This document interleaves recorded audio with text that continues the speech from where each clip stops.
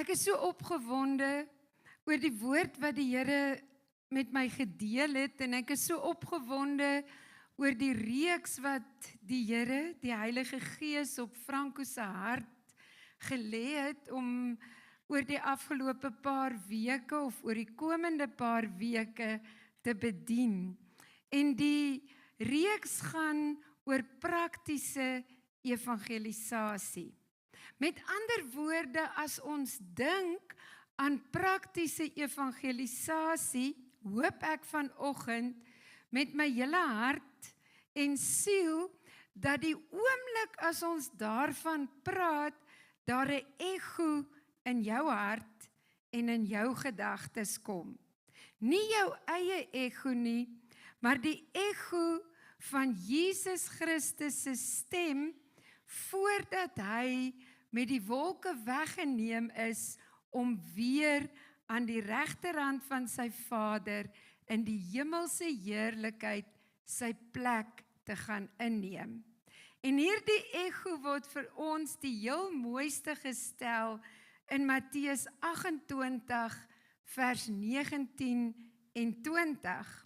En daar staan geskrywe: gaan dan heen en maak disippels van al die nasies en doop hulle in die naam van die Vader, die Seun en die Heilige Gees, en leer hulle om alles te onderhou wat ek julle beveel het.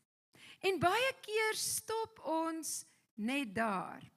Maar eintlik gaan dit aan of word hierdie opdrag eers voltooi in vers 20 en dit maak ons so opgewonde, maar laat ons ook onmiddellik ons afhanklikheid van God besef. En kyk, ek wil dit net weer lees, en kyk, en hoor, en voel, en beleef, ek is met julle al die dae tot aan die volëinding van die wêreld. Amen.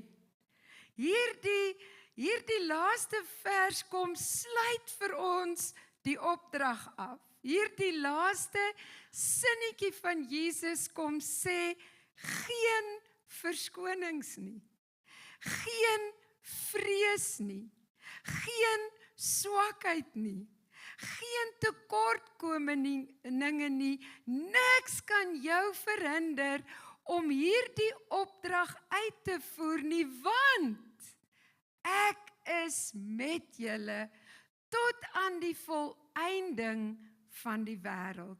Hoe wonderlik. En ek wil hê, ons moet vanuit daardie vertrek vanoggend, vanuit daardie belofte, vanuit daardie proklamasie en woord van lewe oor ons, dink oor praktiese evangelisasie vanoggend. En daarom gaan ek u vra om saam met my te blaai na 1 Konings 3 en daar gaan ons lees vanaf vers 1 tot en met vers 12. 1 Konings 3 vanaf vers 1 tot en met vers 12.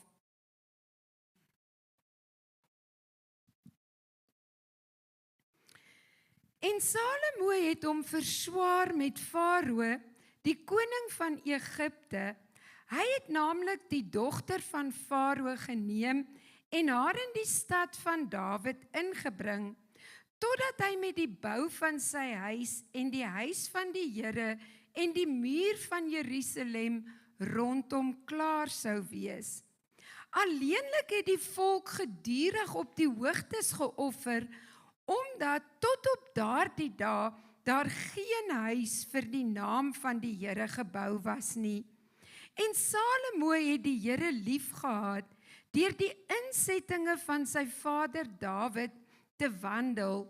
Hy het net gedurig op die hoogtes geoffer en rook laat opgaan. En die koning het na Gibeon gegaan om daar te offer, omdat dit die vernaamste hoogte was 1000 brandoffers het Salomo op daardie altaar geoffer. Kyk mooi, ek lees nie verkeerd nie. 1000 brandoffers het Salomo op daardie altaar geoffer. Toe verskyn die Here in Gibeon in 'n nagtelike droom aan Salomo. En God het gesê, begeer wat ek jou moet gee. En Salomo sê, U het aan U knegt, my vader Dawid, 'n groot guns bewys, net soos hy voor U aangesig gewandel het, in trou en in geregtigheid en in opregtheid van hart met U. En U het vir hom hierdie groot guns bewaar, dat U hom 'n seun gegee het, wat op sy troon sit, soos dit vandag is. Nou dan, Here my God, U het U knegt koning gemaak in my vader Dawid se plek, maar ek is 'n jong seun. Ek weet nie om in of uit te gaan nie.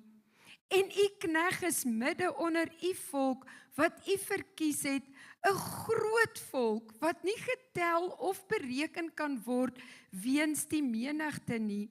Gee dus aan U knegt 'n opmerksame hart om reg te spreek oor U volk, om tussen goed en kwaad te onderskei. Want wie sou hierdie talryke volk van U kan regeer? En dit was goed in die oë van die Here, dat Salomo dit begeer het. En God het vir hom gesê, omdat jy hierdie versoek gedoen het, en nie vir jou 'n lang lewe begeer het, en nie vir jou rykdom begeer het, en nie die lewe van jou vyande begeer het nie, maar vir jou verstand begeer het, om regsaake te verhoor. So doen ek dan volgens jou woord. Kyk, ek gee jou 'n wyse en verstandige hart, sodat een soos jy voor jou nie gewees het, en een soos jy na jou nie sal opstaan nie. Tot sover, kom ons vra dat die Here sy woord in ons harte sal kom seën vanoggend. Abba Vader, baie dankie vir U tasbare teenwoordigheid in ons midde. Baie dankie dat U Heilige Gees hier is, soos die wind wat waai, om al ons ongeregtighede en skaduwees weg te neem en ons te vul met die volheid van Jesus se opstandingskrag.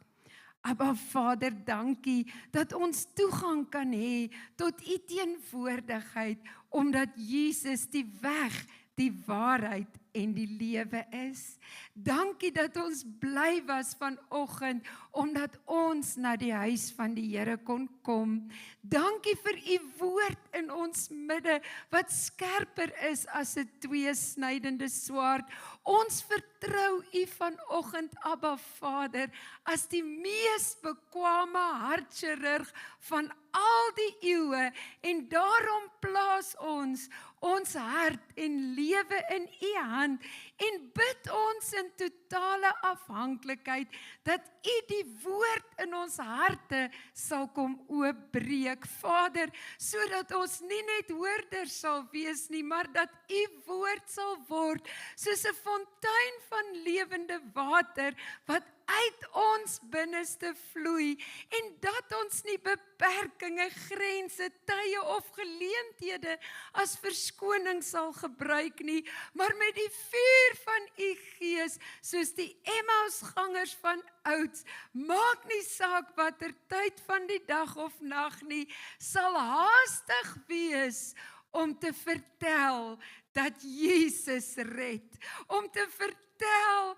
dat Jesus genees, om te vertel dat Jesus vrymaak, om te vertel dat Jesus goed is, en dat hy doop met sy Heilige Gees.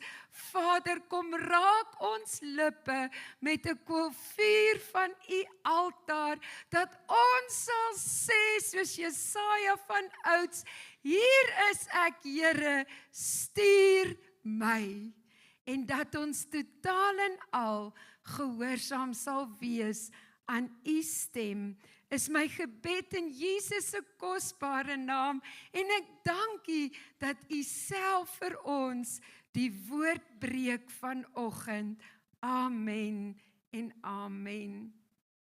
Kind van die Here, hierdie is 'n baie bekende gedeelte in die woord van die Here, en ek gaan nie so ver teruggaan in die historiese konteks nie. Ons weet, Salomo was die seun van Dawid, en nadat daar baie dinge in Dawid se lewe gebeur het, het Salomo uiteindelik die troon bestyg.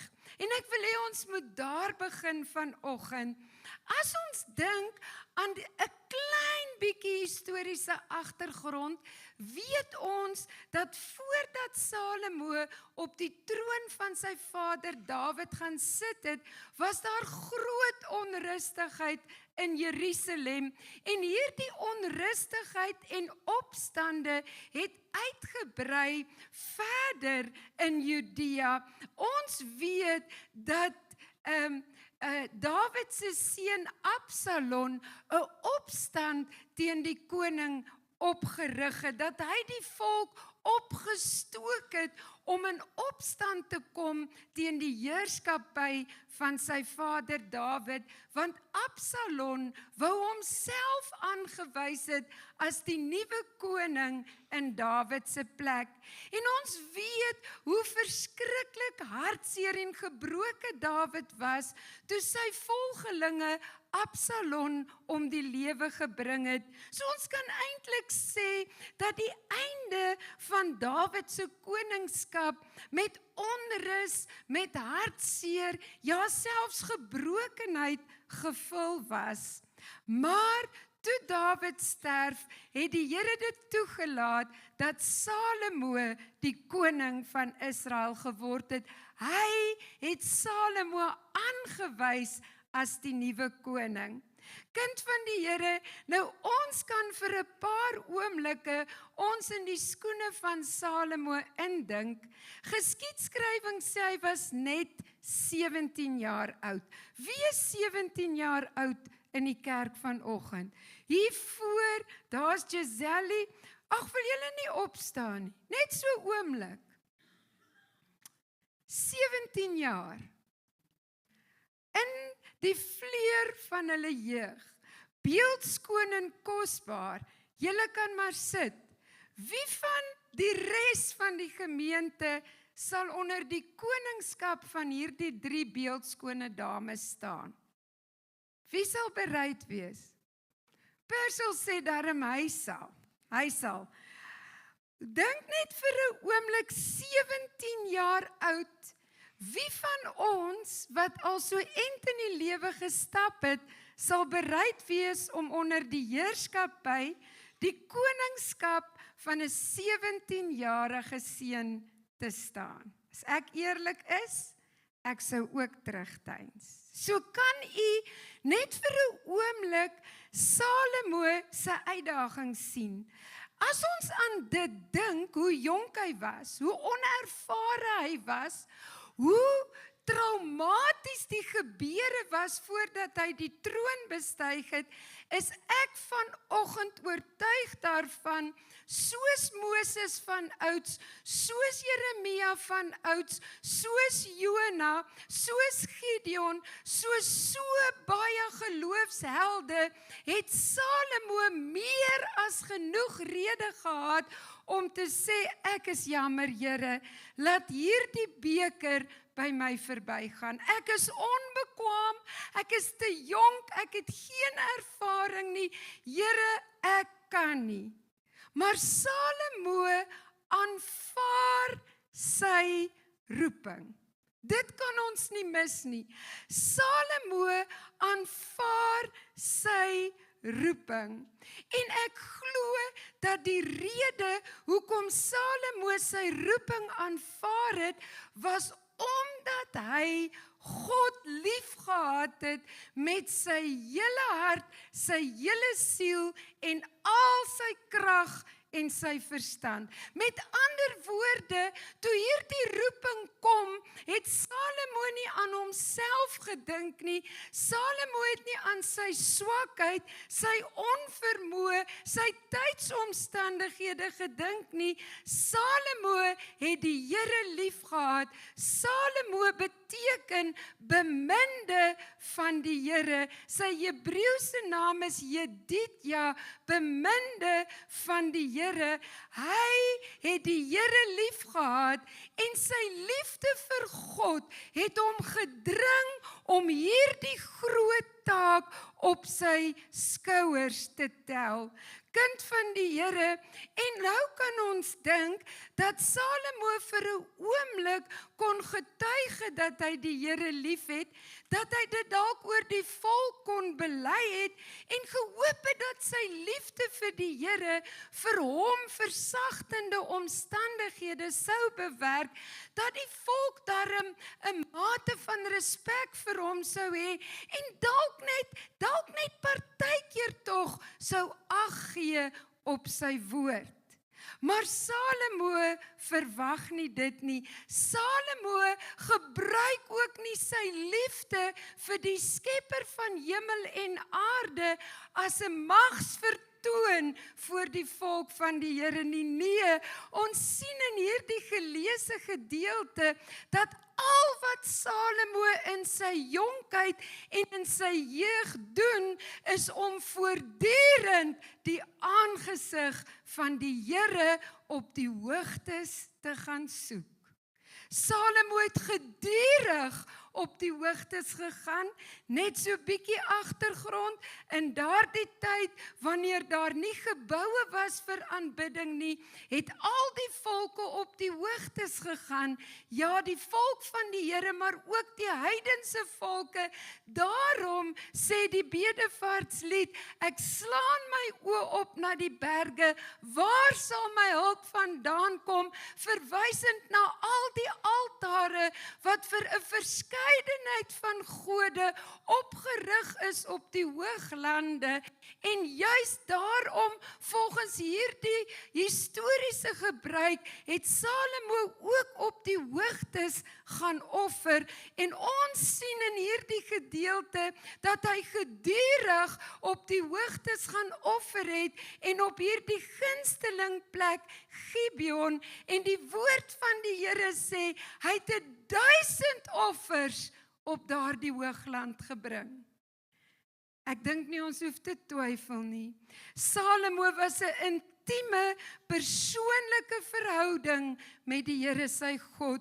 Salomo het besef dat hy in totaliteit van die Here afhanklik is om die volk van die Here te rig en dat geen belydenis, geen getuienis, geen woord die volk sal beweeg om sy gesag en autoriteit en heerskappy te aanvaar nie. Hy is van die Here afhanklik. En terwyl Salomo hierdie afhanklikheid van God in woord, in aksie, in daad uitleef, lees ons nou hoe dat die Heilige Gees in 'n droom aan Salomo verskyn het, die Here aan hom verskyn het en vir Salomo gesê het, begeer van my wat jy wil hê, begeer van my dit wat jy die heel graagste wil hê. Kind van die Here, mag ons hier net vir so klein oombliekie stop. Mag ons net vir 'n paar oomblikke ons in hierdie posisie indink, dat terwyl ons besig is met ons persoonlike stilte tyd, terwyl ons besig is om ons te verootmoedig voor die Here en ons afhanklikheid van hom te erken, verskyn die Vader in 'n droomgesig en hy sê, begeer van my, my kind, dit wat jy wil hê. En ek wil jou vra vanoggend, wat is die eerste en die spontane gedagte wat in jou hart opkom? Wat sal jy vanoggend die meeste van die Here begeer? En ons moet eerlik wees, want dit is waarheid wat ons vrymaak. Ek dink partykeer het ons sulke lang lyste van begeertes. En die Here weet van elkeen, want ons is soos 'n oop boek voor hom. Maar in hierdie droomgesig kom Salomo en hy sê vir die Here, Here, ek is nie in staat om hierdie volk te lei nie. Ek is heeltemal te jonk. Here, ek is in onvermoë. En boonop, Abba Vader, ken U die volk oor wie U my aangestel het. Dit is 'n wederstrewige volk. Dit is 'n dwarstrekkerige volk. Here, dit is geen kudde van makskape nie. Hy sê, Abba Vader, gee daarom vir my wysheid om my roeping te kan deurvoer en uit te voer. Help my, Here, om in elke situasie tussen goed en kwaad te onderskei. Help my, Here, rus my toe om my roeping waardeur U my geroep het, uit te leef tot eer van U naam en tot uitbreiding van U koninkryk. En ek wil dit vir U lees. Die woord van die Here sê in vers 10, en dit was goed in die oë van die Here dat Salomo dit begeer het. Kind van die Here, kan ek dit weer lees? En dit was goed in die oë van die Here dat Salomo dit begeer het. Salomo het begeer om toegerus te wees om sy roeping in die koninkryk van Israel en in die koninkryk van God uit te leef. Dit was sy primêre lewensbegeerte. Dit was sy drang en sy droom om nie God te faal nie, maar om te slaag in die roeping waarmee die Here hom geroep het. En die woord sê, en dit was goed in die oë van die Here, dat Salomo so ernstig, so passievol, so brandend was oor die rol wat die Here op sy skouers geplaas het. En dan sê die woord van die Here, omdat hy dit begeer het, omdat sy hart tot God gerig was, omdat sy hart tot sy roeping gerig was en tot die welstand en behoud van sy volk, het God ook vir hom rykdom en roem bygesit. Laat dit ons nie onmiddellik dink aan Matteus 6 vers 33, waar Jesus aan die woord is en met my en jou praat en sê, soek allereers die koninkryk van God en al die ander dinge waaroor julle so bekommer, sal vir julle bygevoeg word. Wanneer ons na hierdie begeerte van Salomo kyk, dan sien ons dat Salomo glad nie selfgesentreerd was nie. Salomo se begeerte is 'n onbaatsigtige begeerte om te voldoen aan die roeping van God en om in die beste belang van die volk van die Here op te tree. Salomo was dus roepingsgefokus en nie selfgefokus nie. Sy roeping was sy grootste prioriteit en dit was goed in die oë van die Here. Kind van die Here, en ons kan nou vanoggend vir so 'n paar oomblikke met Salomo identifiseer. Maar ek wil vra voordat ons in die spieël gaan kyk en ons met Salomo identifiseer en vergelyk, kom ons kyk net eers gou na die toets wat toe na vore gekom het. Die Here het toe vir Salomo hierdie wysheid gegee En in vers 16 lees ek, in die tyd kom daar 2 vroue wat hoere was na die koning, en hulle gaan voor hom staan.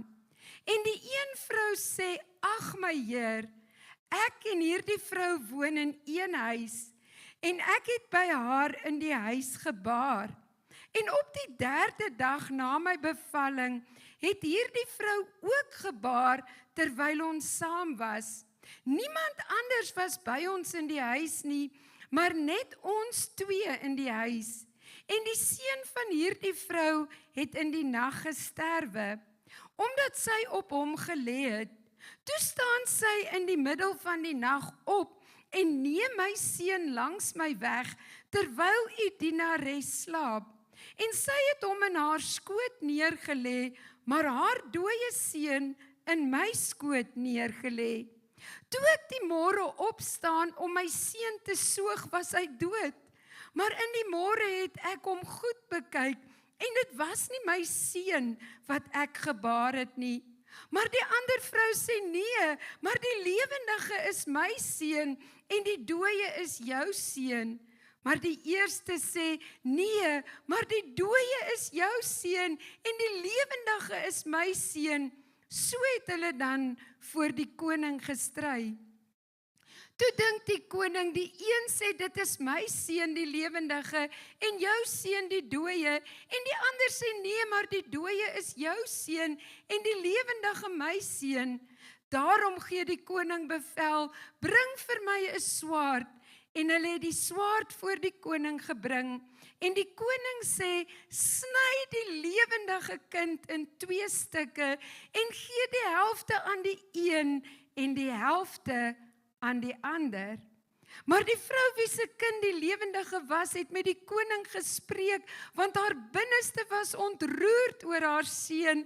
Sy het gesê, ag my Heer, gee haar die lewendige kind, en maak hom tog nie dood nie, terwyl die ander een sê, hy sal nie myne, en ook nie joune wees nie, sny hom deur. Toe antwoord die koning en sê, gee haar die lewendige kind, en maak hom in geen geval dood nie, sy is die moeder. Kind van die Here, ek wil hê ons moet net vir so 'n oombliekie in hierdie eerste toets stil staan. Nadat die Here vir Salomo gesê het, ek gee vir jou wat jy begeer, want is goed in my oë, en saam met die wysheid gee ek vir jou roem en rykdom. Kom die eerste toets, en hierdie 2 vrouens vroeg in die oggendure is voor die troon van Salomo besig om te stry en te beklei oor een lewendige baba seentjie. En die woord van die Here maak geen geheim oor hulle toestand nie. Die woord van die Here sê, hierdie 2 vroue was losbandige vroue. Hulle was slegte vroue. Die woord gebruik eintlik die kras uitdrukking wat ons ook in volksmond ken om hulle sonde toestand te beskryf. Hulle was in hierdie wederstrewige volk waaroor Salomo moet bestuur en besluite neem. En kind van die Here, wat vir my so uitstaande is in hierdie gedeelte, is dat die vraagstuk, die eerste vraagstuk waarmee koning Salomo gekonfronteer word, is die vraag tussen lewe en dood. Dis die eerste vraagstuk wat hy moet beredder, die vraag tussen lewe en dood. En kind van die Here, voordat ons teruggaan na ons roeping in Jesus Christus, is dit eers nodig dat ek en jy vanoggend eerlik voor die spieël van die Heilige Gees sal kom staan, en dat ons heel eerste met hierdie 2 vrouens wat stry oor die vraag tussen lewe en dood, sal identifiseer, want u sien, Spurgeon het daardie dronkman aan die oorkant van die straat gesien, en toe sy kerkraadslid vir hom sê, kyk na die toestand, kyk na die toestand van daardie sondaar. Toe antwoord Spurgeon en hy sê, daar lê Spurgeon, hier staan die genade van God. En dikwels vergeet ek en jy dit, wanneer ons vanuit 'n geredde, verloste, bloedgewaste posisie in Christus na die wêreld kyk, dan sien ons die hoere, die vrate en die wynsuipers, en ons vergeet eenmaal was dit ons voor die troon van die koning. Eenmaal was dit ek en jy voor die troon van die koning. En hier staan hierdie twee slegte vroue en hulle stry oor lewe en oor dood. En die een beskuldig die ander een en die een maak aanspraak op die ander een se baba. En vanuit die koning se troon aanskou hy 'n morele, etiese krisis. Dis geen ligtelike saak nie. Dis 'n morele, etiese krisis. Hier word hy gekonfronteer met leuns, met bedrog, met valse getuies en hy moet onderskei wat is die waarheid. Dit is 'n krisis wat hy in die oë staar. En kind van die Here, vandag as kinders van God, is dit waarmee ek en jy elke dag wakker word. Dit is so interessant dat hy met dit wakker geword het. Ons word daagliks met hierdie wederstrewige, bombastiese dwarstrekkery van die ganse mensdom wakker. En elke dag moet ons morele, etiese krisisse beantwoord. Maar ek wil hê ons moet dit net so klein bietjie verder vat. Hierdie twee vrouens verteenwoordig die slagoffers van die sondeval. En deur al die eeue heen moes God elke dag op sy troon gekonfronteer word met soortgelyke regsaake, waar mense mekaar vals beskuldig, waar korrupsie en bedrog en moord aan die orde van die dag is, waar die vrou die slang beskuldig en die man die vrou en almal probeer voordeel trek uit selfsugtige, selfgesentreerde motiewe. Here, gee vir my.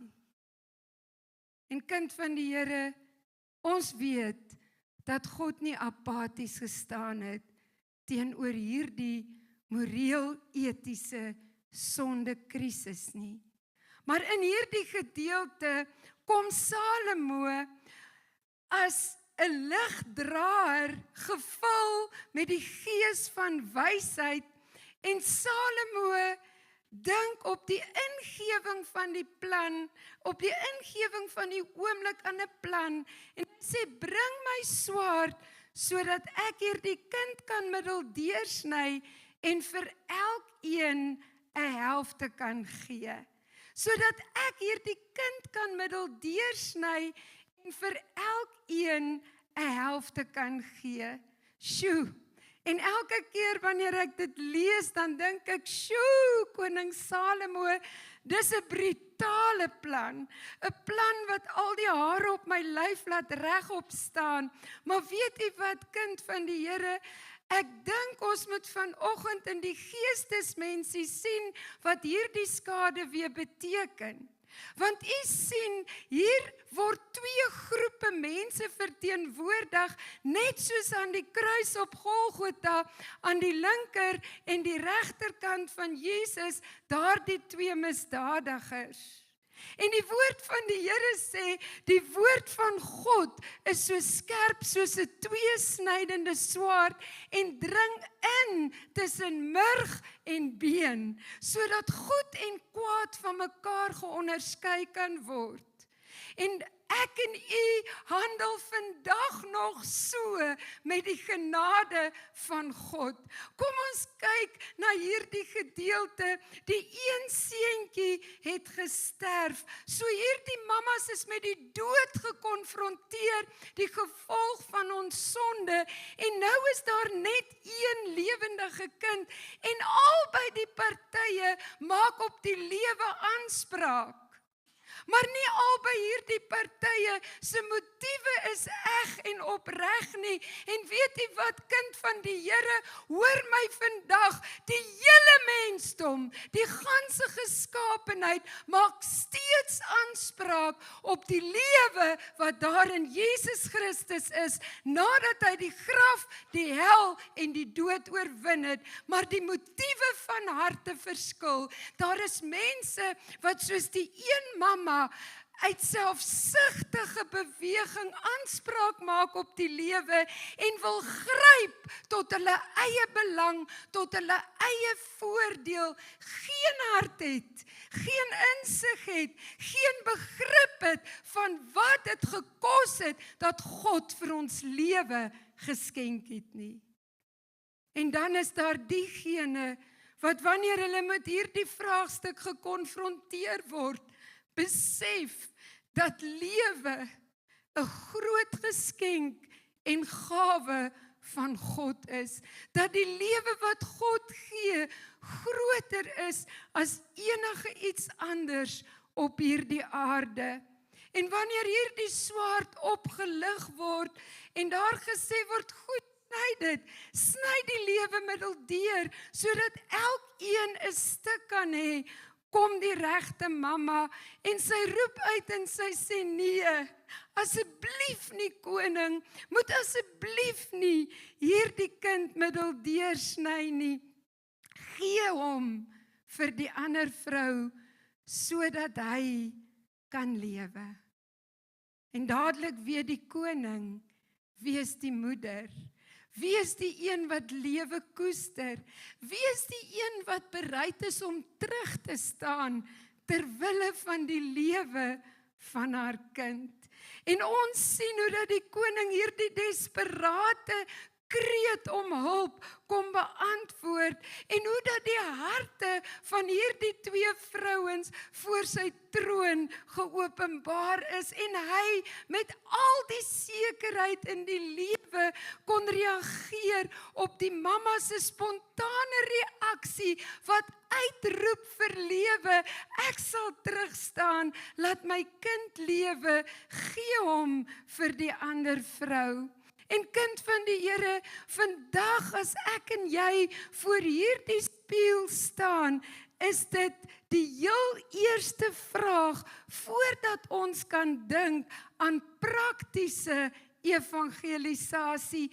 Wat is jou reaksie op die lewe wat God vir ons in Christus Jesus gegee het? Is ons dalk partykeer soos daardie mamma wat bedrog gepleeg het? Ons wil die lewe hê, want ons wil die voordele van die lewe hê.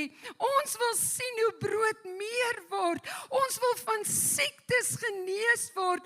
Ons wil in welvaart en rykdom leef. Ons wil ons vingers klap en die skepper van die heelal moet vra, ek is tot u diens, my Heer. Ek is tot u diens, mevrou. Is dit nie so in die kind van die Here? En is dit nie hierdie ingesteldheid van ons wat selfsugtig na lewe gryp, wat maak dat die kerk verlam is nie? Want dit gaan net oor my en jou. En in ons postmoderne, weet nie eers wat noem ons dit meer vandag nie, humanistiese, sekularistiese samelewing, is dit die ingesteldheid van selfs die kinders van God. Die kinders van die Here dink dat die Here, soos, en ek sê dit met so groot respek, soos Checkers se 60-60, binne enkele oomblikke aan ons versoeke moet voldoen. En ek dink u sal skrik as ek vir u boodskappe wys uit hierdie gemeente uit, dat wanneer iemand iets vra in terme van fisiese behoeftes en jy nie onmiddellik maandagooggend op jou skooter kan spring om die aflewering te gaan aflewer nie, hoe word ons beskuldig? Hoe word ons uitmekaar uitgeskeer in WhatsApp boodskappe? En dit was nooit so in 2 of 3 dekades terug nie. Ons leef in 'n tyd wat mense knoppies druk en almal moet vra, wat kan ek vir jou doen? Tot u diens, u hoogheid. En dis nie net die ingesteldheid teenoor leraars en predikante nie, dis 'n skande, maar 'n waarheid, dis die ingesteldheid teenoor die heerser, die skepper van die univers. En dit is nodig dat ek en jy kaal vanoggend voor hierdie spieël staan en die Gees van God toelaat om ons harte te ondersoek. Hoekom soek ons die lewe wat daar in Christus is?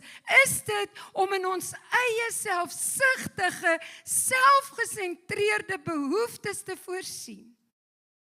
Want kind van die Here, hoor my vandag. Jy gaan keer op keer op keer op keer teleurgesteld word. Want Jesus het nie aan die kruis gesterf, sodat jy 60-60 kan bestel nie. Jesus het nie aan die kruis gesterf, sodat jy jou fisiese aardse behoeftes elke dag op 'n lysie kan gee, en dan staan jy terug en jy's 'n ooggetuie van die krisisse van ons dag nie. Die Heilige Gees ken ons harte. En toe die swaard opgetel word en dring tussen murg en been, toe is daar, soos aan die kruis op Golgotha, 'n opregte reaksie. My Heer, gee die lewe vir haar. Ek sal terugstaan sodat my seun kan lewe. Gee die kind vir haar sodat hy net behoue kan bly. En u sien, kind van die Here, dit is die hartsingesteldheid, dis die passie, dis die droom wat nodig is sodat die kerk weer gemobiliseer kan word om Jesus Christus aan die wêreld te bring en te verkondig. Want as ons hom wil vashou in selfgesentreerde, selfsugtige motiewe, dan sal die kerk nie vorentoe gaan nie. Maar as ons sê, ek het Jesus gevind, ek is gewederbaar deur die Heilige Gees van God, ek ken die krag van sy opstanding, en ons sien die desperate krete uit die wêreld, sal ons sê, Here, dit gaan nie oor my nie. Gebruik my om lewe te deel. Want die doel van die kruisdood was God se hart, wat nie wil hê dat een siel verlore gaan nie, maar elkeen tot bekering sal kom en die ewige lewe sal beerwe. Kind van die Here, so die eerste tree in praktiese evangelisasie is om te besef dat ek en jy aan onsself moet sterf, soos Jesus dit sê in Lukas 9 vers 23 tot 24, en hy sê vir almal, vir al twee hierdie groepe mense voor sy troon, vir almal, as iemand agter my aan wil kom, moet hy homself verloon, sy kruis elke dag opneem en my volg, want elkeen wat sy lewe wil red, sal dit verloor. Maar elkeen wat sy lewe om my ontwil verloor, sal dit red.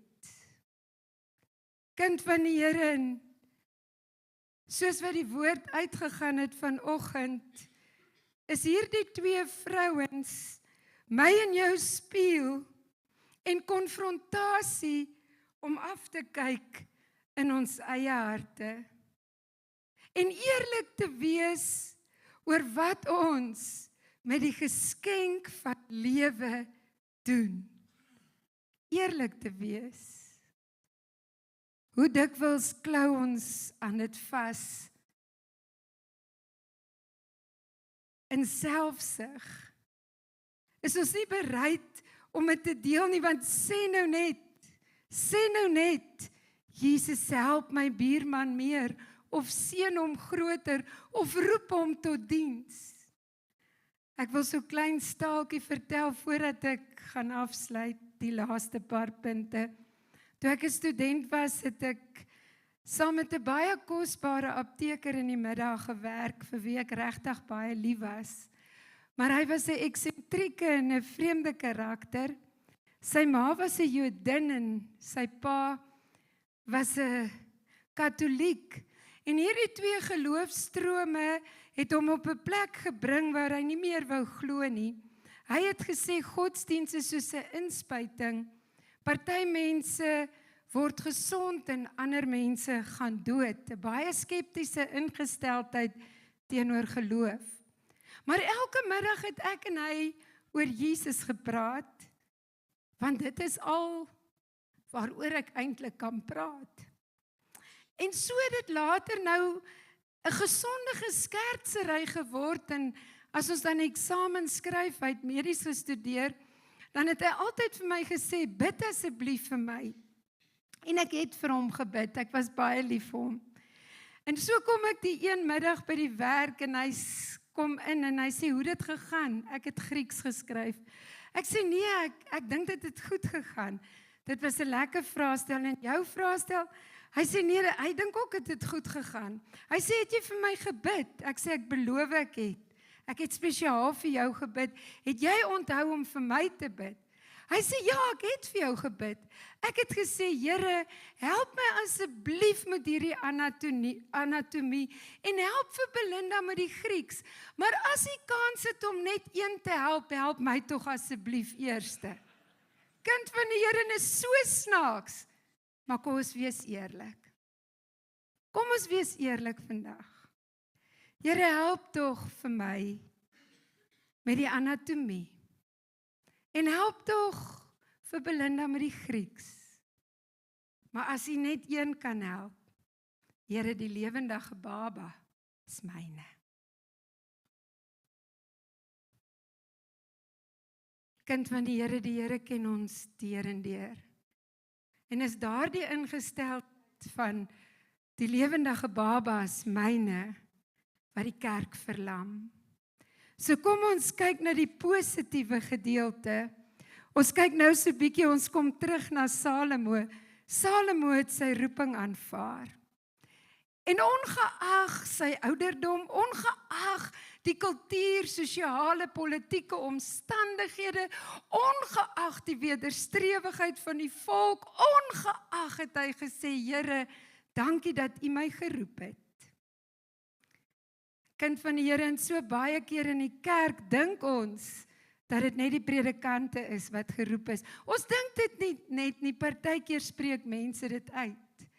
Maar ek wil vanoggend vir jou sê, as jy Jesus Christus aangeneem het as jou verlosser en jou saligmaker, is jy geroep op grond van die woord van die Here. En ek lees vir jou 1 Petrus 2 vers 9 en 10. Maar julle, kind van die Here, hy praat met die gemeente. Hierdie is nie by 'n teologiese seminar of college waar daar net priesters en profete en pastore is nie. Petrus praat met die gemeente, maar julle is 'n uitverkore geslag, 'n koninklike priesterdom, 'n heilige volk, 'n volk as eiendom verkry. Wonder jy of jy geroep is? Die woord van die Here sê, as jy in Christus is jy 'n uitverkore geslag. Jy's 'n koninklike priesterdom. Jy is 'n volk as eiendom verkry. Kind van die Here, wil julle nie soos die kleintjies julle ore vryf nie? Ek laat hulle altyd hulle ore vryf om te kan hoor. Hoor wat sê die woord van die Here, om te verkondig die deugde van hom wat julle uit die duisternis in sy wonderbare lig ingelei het. Jy is geroep om Jesus te verkondig. Jy is geroep om Jesus te verkondig. En ek wil so 'n oomblik neem. Ek wil so 'n oomblik neem, kind van God, want ons kan baie tradisies huldig en lekker preke hoor. Ek wil hê jy moet stil word vanoggend, net vir 'n oomblik. En antwoord die vraag: het jy al jou roeping aanvaar? Het jy al jou roeping aanvaar? Het jy al gesê, hier is ek, Here, stuur my? Of beklei jy nog in selfsug, omdat jy die lewe vir jouself wil hê? Het jy al jou roeping aanvaar? Het jy al gesê, ja Here, hier is ek, stuur my? Kind van die Here, punt nommer 2, die rede hoekom ons nie ons roeping aanvaar nie, is omdat ons so graag op onsself staat maak. En as ons na onsself in die spieël kyk, dan sien ons daardie 2 vrouens, bevlek, vol sonde, vol bedrog en korrupsie, in onvermoë, en dan sê ons, nee Here, ek hakkel. Nee Here, ek is te jonk. Here, U weet nie uit watter agtergrond ek kom nie. Here, U het geen idee van my impulsiwiteit nie. Nee Here, nie ek nie, U maak 'n fout. Maar die woord van die Here sê in Sagaria 4 vers 6, nie deur krag of deur geweld nie, maar deur my gees spreek die Here. Dit gaan nie oor jou nie. Al sê die hele humanistiese samewerking, dit gaan oor my en jou goeie kwaliteite, wil ek vanoggend die ballon bars. Dit gaan nie oor my en jou nie. Dit gaan daaroor dat die Gees van God instrumente nodig het om deur hom te werk. As ek hierdie mikrofoon vanoggend sou neersit, kind van die Here, is daar geen boodskap nie. God het my en jou nodig. Ons is maar net die luidspreker, net die mikrofoon. Deur die Gees spreek die woord van die Here. So hoe oper ons vir die Heilige Gees van God is, hoe luider is die klank van liefde wat ons in die wêreld maak. Kind van die Here, en dan dink ek, moet ons besef, ou Salomo kom wys vir ons, dat daar net een plek is van waar ons roeping kan uitleef, en dit is uit die groot gebod. Sonder die groot gebod is ons klinkende metale en luidende simbale. Jesus sê, jy moet die Here jou God lief hê, met jou hele hart, met jou hele siel, met al jou krag en jou verstand, en daaraan gelyk jou naaste soos jouself. Ons sien dit in Salomo se verhouding met die Here. As ek en jy God lief het met heel ons wese, sal dit vir ons geen moeite wees om dag vir dag Gideon uit te klim en die aangesig van die Here te soek en ons te verlustig in sy teenwoordigheid en in sy woord nie. En wanneer ons so naby aan die Here kom, wanneer ons in sy skaduwee is en sy liefde soos 'n fontein vloei, sal ons mekaar lief hê. Die woord van die Here sê in die brief van Johannes, wie lief het is uit God gebore, want God is liefde. En ek en jy kan nooit 'n passie vir siele hê as ons nie lief het nie. Wanneer ons ons eie onvermoë besef, dan kan ons verskoning sê. Maar as ons opkyk na die berge, dan besef ons God is almagtig. Jesus sê dit self in Johannes 15 vers 5. Ek is die wynstok, julle is die lote. Wie in my bly en ek in hom, hy dra veel vrug, want sonder my kan julle niks doen nie. Nie een van ons nie. So, ek en jy het nodig om net gehoorsaam te wees aan die stem van die Here. En om dit te doen, moet ons in 'n liefdesverhouding met die Vader, die Seun en die Heilige Gees leef en hom vertrou vir elke ontmoeting, vir elke woord en elke daad. En kind van die Here, in Jakobus 1 vers 5 lees ons, as ons dan gekonfronteer word, soos Salomo, as die toetse kom en ons voel oorweldig, ek voel elke dag van my lewe oorweldig deur die eise van die bediening, maar weet jy wat, in daardie oorweldiging besef ek my afhanklikheid van God, en doen ek wat Jakobus 1 vers 5 sê, as julle dan wysheid kort kom, bid dit van die Here, wat vir julle sal gee, sonder om te verwyd. Hoor dit, kind van die Here, hy sê, as iemand van julle wysheid kort kom, laat hom dit van God bid, wat aan almal eenvoudig gee, sonder om te verwyd, en dit sal aan hom gegee word. Handelinge 1 vers 7. Dit kom julle nie toe om die tye of die geleenthede te weet wat die Vader deur sy eie mag bepaal het nie, maar julle sal krag ontvang wanneer die Heilige Gees oor julle kom, en julle sal my getuies wees in Jerusalem, Judea, Samaria, tot aan die uithoeke van die wêreld. Kind van God, ek is amper klaar. Ek wil net hier iets sê. Hierdie tye en geleenthede het 'n baie diep betekenis. Maar weet jy, ons stop so oor waar wil die Here my gebruik? Hoe gaan die Here my gebruik? Waarheen wil hy my stuur?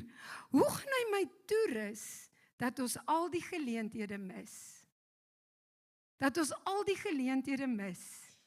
Dit kom ons nie toe om God se plan perfek te verstaan nie. Weet jy wat met ek en jy doen? Hom onverskrokke met 'n volkome hart vertrou en elke dag kyk waar hy ons kan gebruik. En wanneer dit oorweldigend is, bid hom. Maar die Here sal jou elke dag in sy koninkryk gebruik as jy aanmeld vir diens. Dan sluit ek af met 2 persoonlike goed. Ek glo dat hierdie 5 punte, aanvaar jou roeping, moenie op jouself let of staat maak nie, leef uit die bron van liefde, besef dat al het jy onvermoëns, God is almagtig, leef in 'n intieme verhouding met die Vader, die Seun en die Heilige Gees, bid vir wysheid en leiding. As ek en jy dit doen, gaan ons outomatiese evangeliseerders word, oral waar ons beweeg. Die laaste 2 is vir my meer persoonlik. Moenie moedeloos word nie. Want u sien, ons vergeet partykeer dat ons opdrag is om die saad te saai. Dan wil ons resultate hê soos Jan se boontjie rank. Ons wil met iemand deel en praat, dan gaan slaap ons, en as ons wakker word, wil ons 'n rank sien tot aan die hemel. Die evangelie werk nie so nie. God sê vir ons, 1 saai, 1 maak nat. Net die Heilige Gees laat groei. So kom ons word nie moedeloos om die saad te saai nie. God is die een wat die aanwas bepaal. Ek en jy moet net oorvloedig, tydig en ontydig saai, sonder om te verslap. Galasiërs 6 vers 9. Laat ons nie moeg word om goed te doen nie, want op die regte tyd sal ons maai, as ons nie verslap nie. En die laaste punt, bid sonder ophou. Bid sonder ophou. Vir die redding van siele. As ons bid vir mense, dan kyk ons met ander oë na hulle. Kind van die Here, wanneer ons dink aan evangelisasie, dan is daar een lewe. Hy self sê, ek is die weg, ek is die waarheid, ek is die lewe. Ek en jy is nog aan die gemaklike kant voor die troon van die Here. Die woord sê daar kom 'n baie ongemaklike tyd voor sy troon. En voor die troon van die Here is daar 2 groepe mense deur al die eeue. Vanoggend, saam met die Heilige Gees, moet ek en jy uitmaak, wat is ons motief? Hoekom wil ons die lewe hê? Tot ons eie selfsugtige voorkeure, behoeftes, begeertes? Of wil ons sien hoe dat die lewe groei van krag tot krag tot krag en hoe dat mense tot bekering kom en in oorwinning leef? Baie dankie vir elkeen van julle wat hierdie tyd saam met ons uitgekoop het. Ons waardeer dit opreg. Ons wil julle egter 'n groot guns vra. Gaan like en volg ons op sosiale media sodat julle nie uitmis nie. En dan as jy wil weet hoe jy betrokke kan raak by die Therapia familie, gaan na ons webblad by therapia.co.za. Daar sal jy al die inligting kry wat jy nodig het. Ons missie is om siele te wen vir die koning van alle konings. En so ons nooi jou uit, word deel, word betrokke as jy in die omgewing is, kom kuier. En van ons kant af, wees so geseënd en baie liefde van die Therapia familie se kant af.